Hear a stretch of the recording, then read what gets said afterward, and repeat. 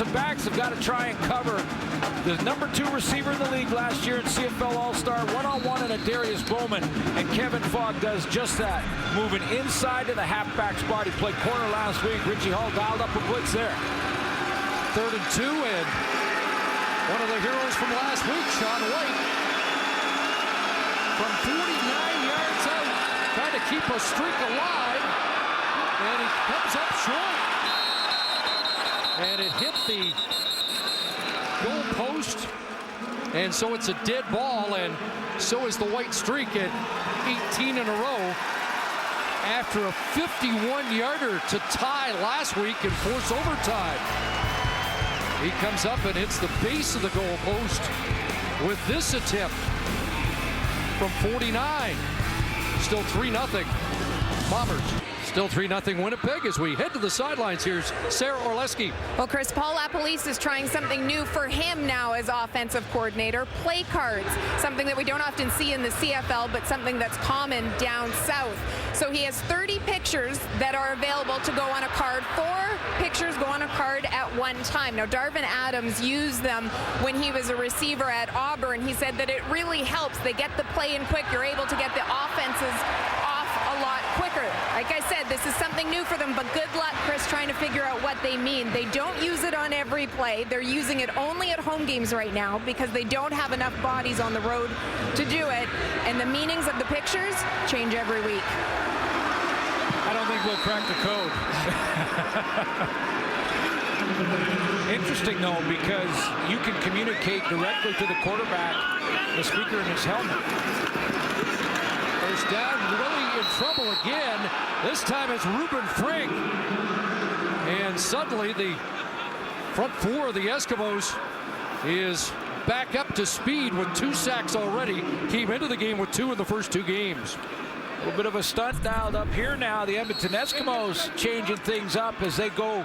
Ruben Frank from the far left side of your screen is just going to step up and then come all the way around down Main Street and gets right to Drew Willie. Traded Cedric McKinley. They've got Jabari Hunt now, defensive tackle, and Hunt just broke that up.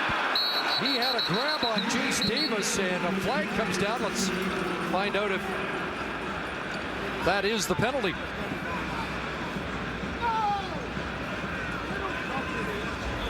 Defensive pass interference, Edmonton, number 76. It'll be a 10-yard penalty, automatic, first down. That's the newcomer out of Georgia Tech in his first CFL game. Yeah, and Hunt's not used to covering a receiver, so when he flashes in front of him, and Jace Davis here, and tries to get out for the screen, you can see the hold from the right hand on the shoulder pad. Official saw that one, and that's definitely a penalty. First down at the 30. Eskimos show blitz. Willie in some trouble, and he's got to throw it away. Faced a lot of blitz from Orlando Steinauer's Ticats last week, and the heat turned up here.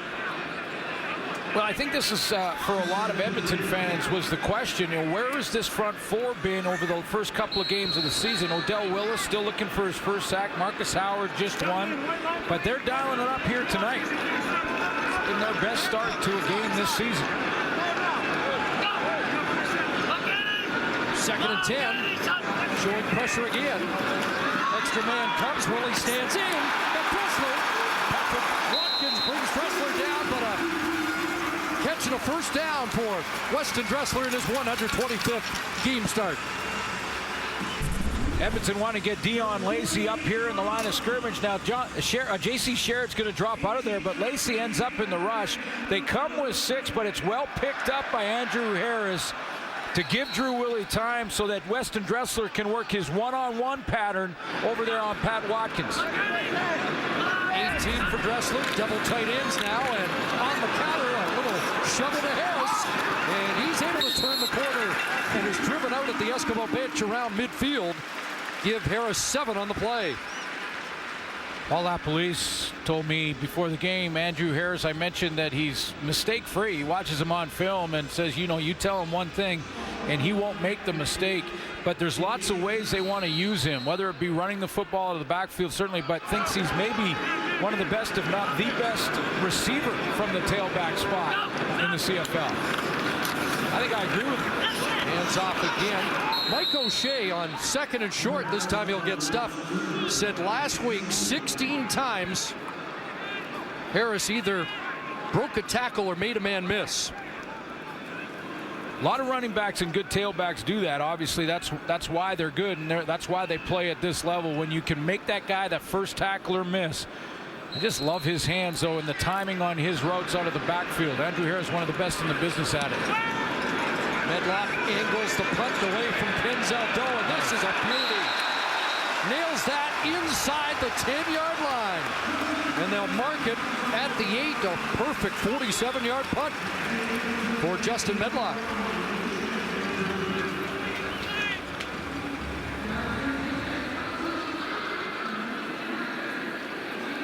And you can't kick it much better than that. That puts his defense in a great position. Conventional wisdom says that offensively, Mike Riley might just launch one deep and try and get field position back in one play. That would mean Darrell Walker and his guy, Darius Bowman. Got a newcomer on that corner for Winnipeg that they may test here soon, but not on this play as John White takes the handoff. 3rd in the league in rushing, just a couple there. That plays into the defense's hands now. You get the stop on 1st down on the run. Maurice Leggett doing it again from that linebacker spot. And now you get the offense in 2nd and long, deep in their own end. That plays to the advantage of the defense. Sheon Green checks back into the front 4. Often lines up at end, but this time a defensive tackle in place of Shorgan on 2nd in a passing situation. From his end zone, he dumped it off and incomplete out of the reach of White, who seemed to have his signals crossed. That one ended up closer to Justin Sorensen. Big looping pass rush here from Jamal Westerman. He's going to come around the horn and get some pressure. Causes the timing of this screen and the pull on right there on John White's shoulder pad just disrupted it enough. Saw Mike Riley talk to referee Al Bradbury whether or not that hook of the arm of White should have drawn a penalty. And now are we getting a challenge?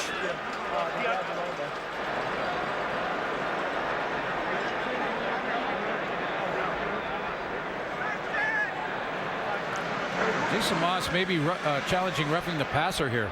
Edmonton is challenging the previous play for defensive pass interference. Going to 55, Winnipeg had grabbed the running back coming out of the end zone. Look, to me, so it's like the exact same play that was called against Winnipeg when Andrew Harris was grabbed by Jabari Hunt.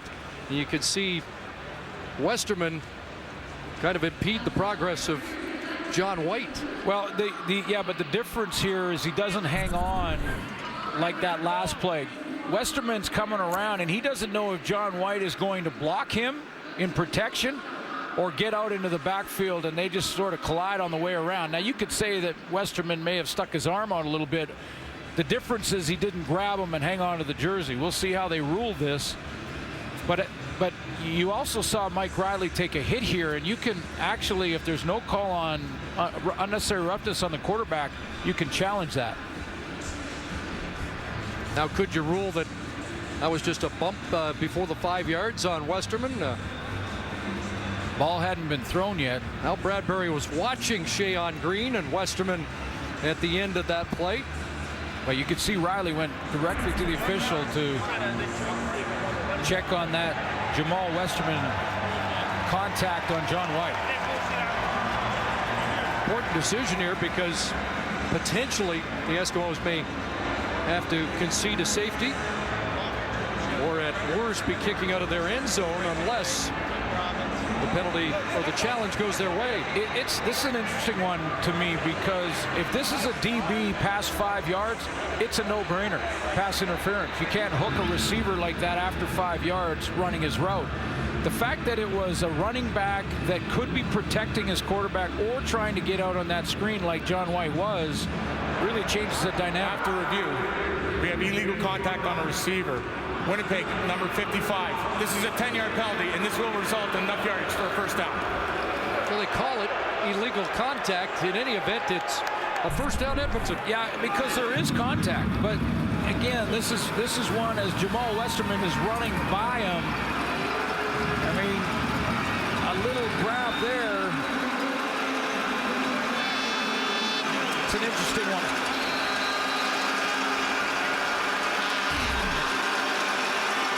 Well, first down for the Eskimos up at the 20. And Jordan Lynch in the game, and he'll take off. And a former Heisman Trophy finalist up around the 29-yard line. He had the cup-clinching touchdown on the turf here in Winnipeg in late November last year. Yeah, short yardage. Gets a chance to go and run those veer-type offensive running plays. And now the sneak that's usually handled by Jordan Lynch, but Mike Riley gets a first down for Edmonton. Riley ran for 66 yards in the Cup last year, but we haven't seen that same running in the first couple of games this year. And we might not this season until the games get down to the playoffs. And goes down to 30 and quickly gets into the hands of Getzlaff. And Getzlaff whistled down around the 35. Final play of the first quarter. Winnipeg scored points on their opening possession. Then the defenses dug in. And after 15 minutes, Bombers have the lead. We're going to go down as one of the greatest of all time. Sundays on HBO are the best nights on television. Definitely going to be dope. Super dope. With all new episodes from 2 unmissable series. This is the start of something big. Dwayne "The Rock" Johnson is back for a new season of Ballers. I don't lose clients. You underestimate me, buddy. And Danny McBride stars in the brand new comedy Vice Principals. Have a good night, Mr. Gamby. I'm sorry you made me yell at you today. Starting Sunday at 10. Only on HBO Canada.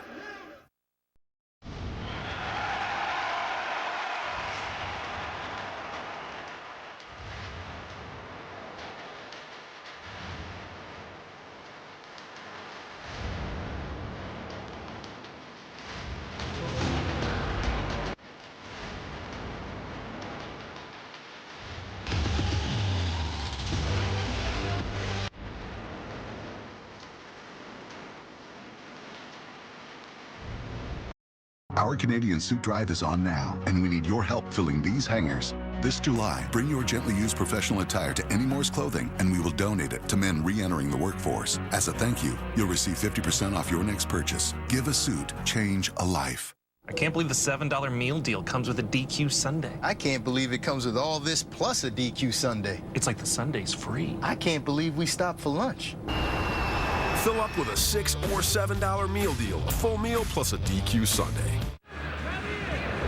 Both teams have been slow starters on offense in the opening quarter this year, and the defense has had a lot to do with that here. Well, Mike Riley has thrown for over 300 yards, and so has Drew Willie basically every game except last week when they won. So their offenses will get going. Not surprised that the Winnipeg defense is playing well because they're taking some of that momentum they had from the Hamilton game with 6 turnovers. A little surprised with Edmonton, though, because they've struggled there. Well, they have, and yet Mike Benavides told us he thought that maybe the defense was galvanized by that 3rd and 1 stop in overtime. Yeah, absolutely. Sometimes it's just a play like that, and it was in overtime, 3rd and 1, and they stopped the defense on the field to win that football game against Saskatchewan. And the defensive coordinator, told both of us, sometimes plays like that give your team confidence, and they build on it. They're playing better defense this first quarter.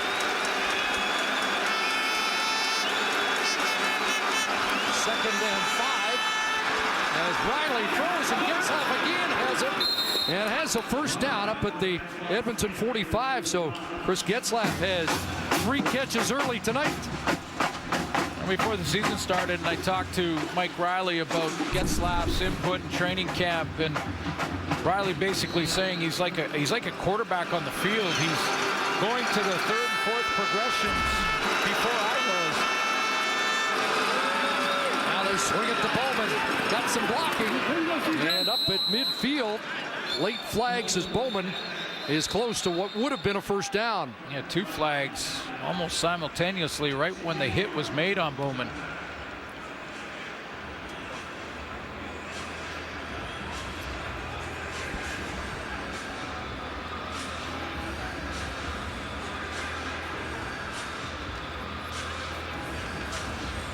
Third Eskimo possession of the night.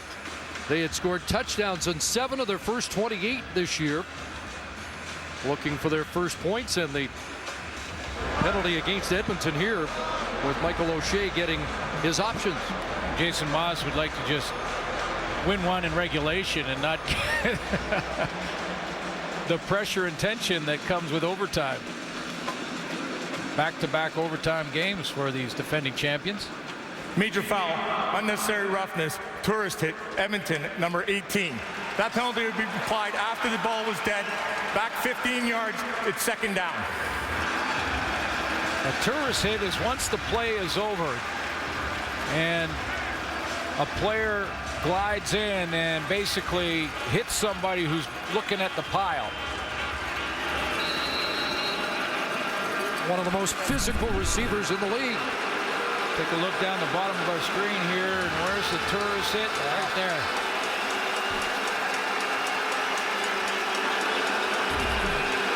There's 2nd and 15. Riley gonna air it out. Downfield, gets off the catch. And a beauty.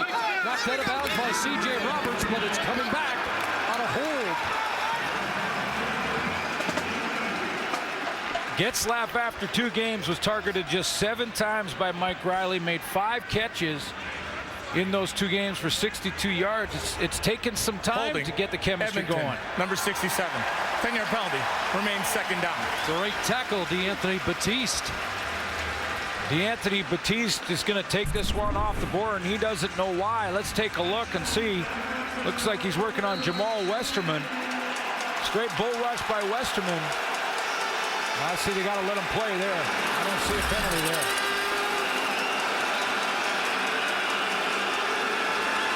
Second and a bunch.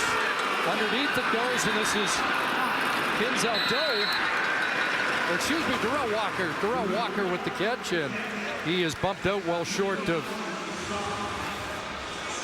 Well, that's one of the reasons that it's taken some time for Riley to get on the same page with Getzlaf.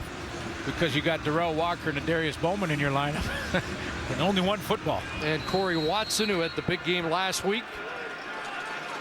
Quiet start for Walker the last couple of weeks. Grant shot, a kick away. Good boot. Backpedaling his ball from his 16. A 53-yard pump. Into the open field with a block on Flynn. Cuts it back. Kevin Fogg. First game as a returner, and it's a late flag as he crosses the goal line.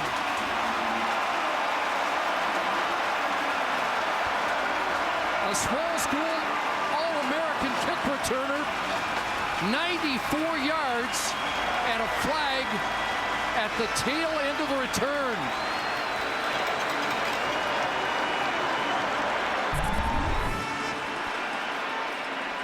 Well, let's take a look at the end of that return. Is this the penalty called? During a return, illegal block, hands to the face. Winnipeg, number 49. 10-yard penalty from where the ball was held. First down. Shayon Green. An unnecessary penalty. Fogg was home free, dancing for the end zone. But an electrifying punt return has set up the Bombers. Well, join us at halftime for the GMC Precision Playbook. Tonight, Suits will talk about defensive backs reading the pattern of receivers and learning their tendencies. Pattern reading. When there's an under, there's an over, and probably a post behind it. You can read that pattern correctly, get a pick. So it becomes officially a 72-yard punt return. First down into the hands of Dressler, and Dion Lacey and safety Neil King in on the stop. Great return by Kevin Fogg. He was one of the best in the business at Liberty in college in the return game. And his favorite player growing up back then when he was a kid, Deion Sanders. So a little prime time. Unnecessary penalty by Shayon Green here. He didn't have to do that. Fogg was already in the end zone. Willie on second down. The crosser, Rory Collard's got it. And he'll dance to the 20. And has another Bomber first down.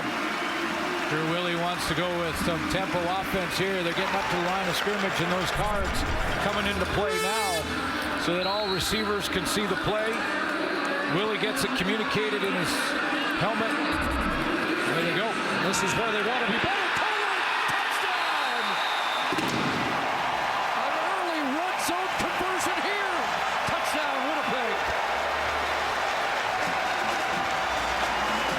Tempo work this time, big time, because Edmonton was trying to regroup and get their defensive set.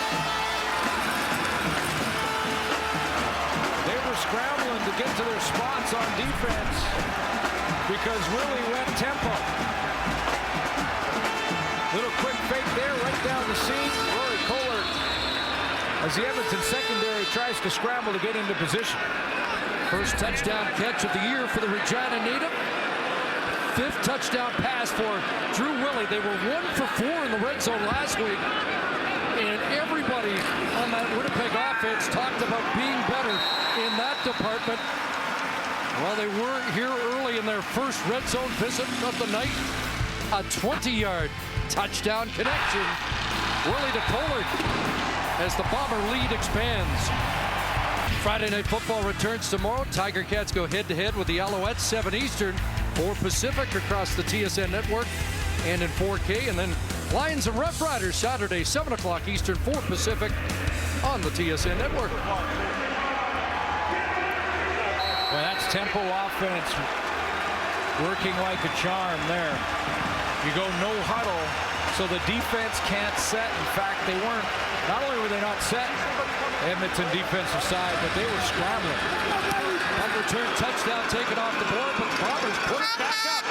3 plays, 32 yards, and now Doe ducking under and pushing the pile across the 35 with a pretty good return. Look at the confusion here in the Edmonton defense. Kenny Ladler, the linebacker, is trying to bail out to this position. Neil King is coming down here. You got Court Parks looking at this receiver over here.